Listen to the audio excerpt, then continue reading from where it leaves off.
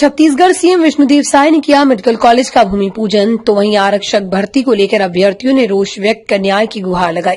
Chhattisgarh CM Vishnudeo Sai ने medical college निर्माण स्थल पर शिलान्यास कर 306 करोड़ की स्वीकृति दी, तो मुख्यमंत्री ने कवर्धा में श्री पंचमुखी बूढ़ा महादेव रिवरफ्रंट निर्माण और रवेली में महाविद्यालय की घोषणा की। सीएम ने कहा, कबीरधाम जिला में चिकित्सा सुविधाओं के एक नए युग का सूत्रपात हुआ। कार्यक्रम में उपस्थित विधानसभा अध्यक्ष डॉ रमन सिंह एवं उप मुख्यमंत्री विजय शर्मा विशेष रूप से उपस्थित रहे। शिला स्थापना के पश्चात डॉ रमन सिंह ने शिला स्थापना समारोह को संबोधित करते हुए कहा, जिले की दिशा और दशा तेजी से बदली जा रही है। एक बहुप्रतीक्षित मांग थी, यहाँ पर लोगों को स्वास्थ्य सुविधा उपलब्ध हो और इसके लिए मेडिकल कॉलेज हो, जिसके लिए इस क्षेत्र के विधायक और हमारे प्रदेश के डिप्टी सीएम और गृह मंत्री विजय शर्मा जी, यहाँ के सांसद संतोष पांडे जी, सबकी मांग थी, सबका प्रयास था और वो पूरा हुआ है। और 1 नवंबर को स्थापना दिवस के दिन प्रदेश के 4 मेडिकल कॉलेज का भूमि पूजन हमारे देश के यशस्वी प्रधानमंत्री श्री नरेंद्र मोदी जी ने किया, उनके कार्यक्रमों से संपन्न हुआ। तो आज हम लोग यहाँ पर हमारे प्रदेश के पूर्व मुख्यमंत्री विधानसभा के अध्यक्ष डॉ रमन सिंह जी, हमारे डिप्टी सीएम विजय शर्मा जी, हमारे स्वास्थ्य मंत्री श्याम बिहारी जायसवाल जी, क्षेत्र के सांसद श्री संतोष पांडे जी, विधायक श्रीमती भावना बोहरा जी, पूर्व सांसद अभिषेक सिंह जी, सबकी उपस्थिति में आज शिला स्थापना का कार्यक्रम यहाँ पर संपन्न हुआ है। और आज हम लोग क्षेत्र के लोगों को मेडिकल कॉलेज की शुभकामना देने के लिए आए हुए थे और क्षेत्रवासियों को बहुत बहुत बधाई, बहुत बहुत शुभकामना। और आज सरकार के 2 वर्ष पूरे हो रहे हैं, तो 2 वर्ष की भी बहुत बहुत बधाई और रजत जयंती वर्ष है, उसकी भी पूरे क्षेत्रवासियों को बधाई।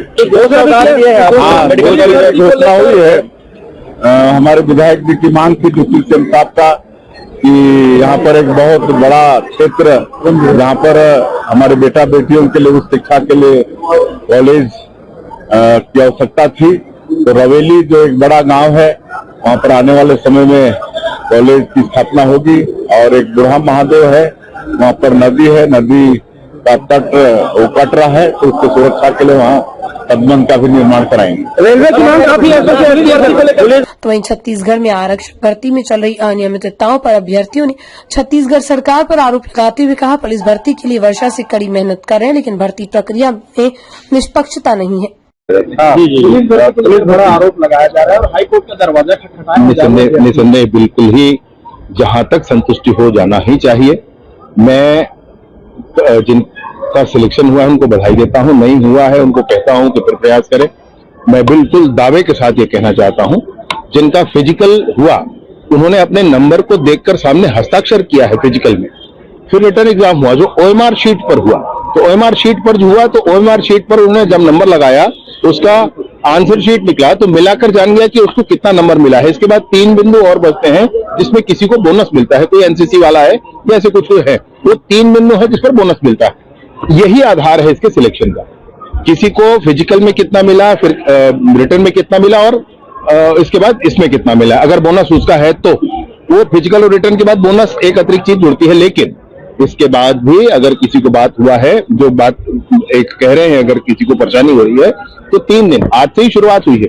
सुबह 10:30 से 12:30 तक कोई भी प्रत्येक एसपी कार्यालय में जाकर के अपना विषय रख सकते हैं और आज ही उनके विषय पर निराकरण करके बताया जाएगा। ऐसा 3 दिनों तक लगातार निर्धारित है, आज कल और परसों, ये 3 दिन तक किया जाएगा। कोई ग्रीवेंस किसी के मन में होता है वो मुझको भी बता सकते हैं, और फिर भी किसी को ग्रीवेंस होता है तो जो इस रास्ते को अपनाना चाहे अपना सकते हैं। मैं बिल्कुल ये कहना चाहता हूं कि इसको पूरी पारदर्शिता के साथ और पूरे मनोयोग के साथ किया गया है कि हमारे प्रदेश के नौजवानों को नौकरी मिले। किसी को यह लगता है कि कुछ गड़बड़ी है, इन स्थानों पर जा सकते हैं एसपी कार्यालय में, मैंने आपको बताया, या मुझे भी बता सकते हैं। नंबर जारी नहीं किया गया, ये नंबर हर व्यक्ति को अपना नंबर जरूर दिखता है। जो कैंडिडेट है वो अपना नंबर देख सकता है, और उसको दूसरे का देखना है तो दूसरे रोल नंबर से दूसरा नंबर देख सकता है। नगर सेना का जब लिस्ट निकला था तो उसमें नंबर जारी किया गया। इनकी अपनी प्रक्रिया जो भी हो गई, मैं जो वर्तमान में प्रक्रिया है वो मैं आपको बता रहा हूँ। जिसका एक गलती और देखा गया है, जिसका पर्चा वायरल हो रहा है लगातार। महिला के नाम में पुरुष का नाम है, मेल में फीमेल का नाम है। सुनिए, एक जो विषय आया था नारायणपुर का, उसमें बहुत सारे जो एप्लीकेशन के नंबर थे वो कॉपी पेस्ट हो गए थे। उसको तुरंत दूसरे दिन ही या उसी दिन ही उसको संशोधित करके क्लियर कर दिया गया। अभी उसमें किसी का गलत सिलेक्शन का किसी को दिखता है तो जरूर बताए। एक ही अभ्यर्थी के कई जिलों पे मेरिट लिस्टों पे नाम आया, ये हो ही सकता है। आप समझे जरा इसके सिलेक्शन की प्रक्रिया को। एक व्यक्ति ने 5 जगह अगर फिजिकल दिया, रिटर्न 1 हुआ, उसके 5 जगह फिजिकल के अलग अलग नंबर है, रिटर्न का उसका जो भी नंबर है 5 जिलों में मिलेगा और जुड़ करके उसका अगर मेरिट लिस्ट में 5 बार आएगा तो 5 बार आएगा नाम। आप समझ रहे मेरी बात? ये इस तरीके से बात आएगा भाई। इसमें कहां किसको क्या परेशानी है? फिर भी 3 दिन रेगुलर एसपी के कार्यालय में बैठकर बात कर सकते हैं, जिसको चाहिए मुझे बता सकते हैं। फिर भी मन में कोई संशय है तो जो मन आए उस रास्ते पर जा सकते हैं। कांग्रेस भी इस मामले में कूद गई है, वो लोग भी आरोप लगा रहे हैं। कांग्रेस कूदे के बसपा कूदे भाई, उससे कोई लेन देन नहीं है। वो अपने कार्यकाल में तो नियुक्ति नहीं करा पाए थे। मेरी बात समझना आप, नियुक्ति नहीं करा पाए थे। और मैं खड़े होकर के पूरी मीडिया के सामने आज बात कह रहा हूं, एक भी गलती कोई मुझे निकाल कर दिखाएगा, मैं उस व्यक्ति को दंडित करूंगा जिसने ऐसा किया। आप समझिए बात को।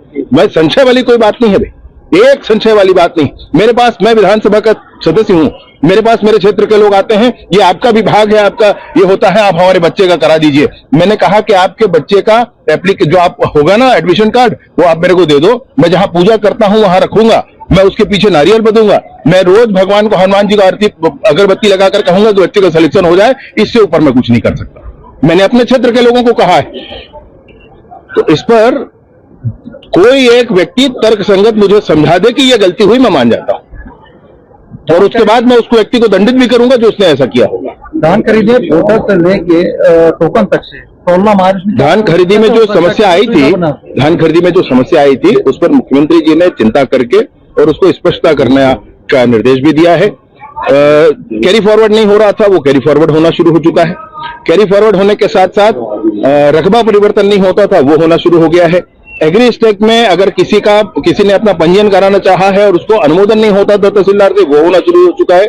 अभी कोई और समस्या रह गई होगी तो वो बात किया जाएगा। एक चीज आपको बताना चाहता हूं, मेरे खेत पर क्या है या आपके खेत पर क्या है, ये कैसे पहले निर्धारित होता था तो गिरदावरी से निर्धारित होता था। अब प्रदेश में एक नई व्यवस्था एग्री स्टेक की प्रारंभ होने लगी है। एग्री स्टेक में उसको डिजिटली इस बात को प्रूव करना होता है हमको कि ये क्या है।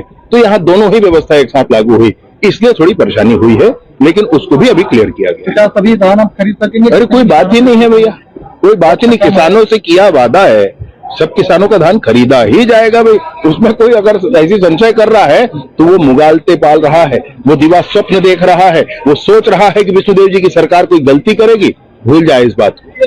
नवागांव में सभी चबूतरा को लेकर मैंने सुना है इस बात को, कल मुझे बड़ा दुख हुआ उसको जान करके कि जो कुछ हुआ है वैसा नहीं होना चाहिए था। मैंने खुद समझा है इस बात को।